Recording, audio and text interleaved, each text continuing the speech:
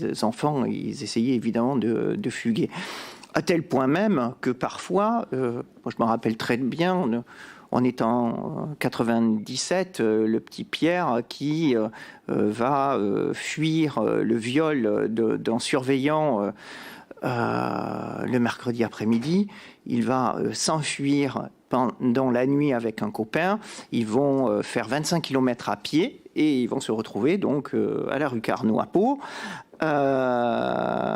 Où la maman va ouvrir et le surveillant qui l'a agressé la veille vient le rechercher et la maman le laisse repartir. Ce qui arrive à son fils, en fait, il ne lui pardonnera jamais d'ailleurs, elle ne voit pas. En fait, parfois vous avez tous les éléments qui vous indiquent que y a un gros souci, et en fait, quand vous voulez pas voir, vous voyez pas. C'est pas qu'elle aime pas son fils, elle l'adore son fils, elle l'aime, elle me l'a dit en pleurant.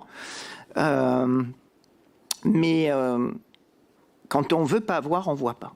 C'est-à-dire que s'il n'y a pas un Alain Esquer qui se lève et qui hurle, en fait, auprès de la presse, et c'est la presse qui va faire pression pour que ce surveillant soit suspendu, ça en dit long sur les dysfonctionnements de l'État aujourd'hui, en fait. Parce que là, on parle il y a 30-40 ans, mais aujourd'hui, on a encore des choses à faire. Parce qu'il y a un trou dans la raquette. Les dispositifs d'alerte, ils ne marchent pas. La preuve, on en est à créer des pauvres pages Facebook.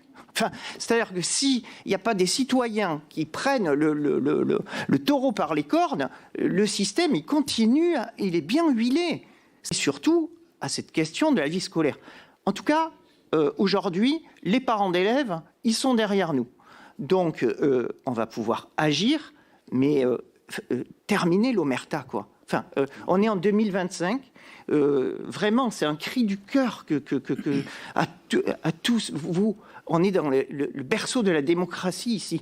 On a besoin de contrôle dans les établissements.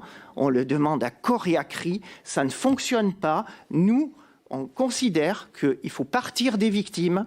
Et les victimes, elles ont des solutions. Et je peux vous dire que ça va être autrement efficace.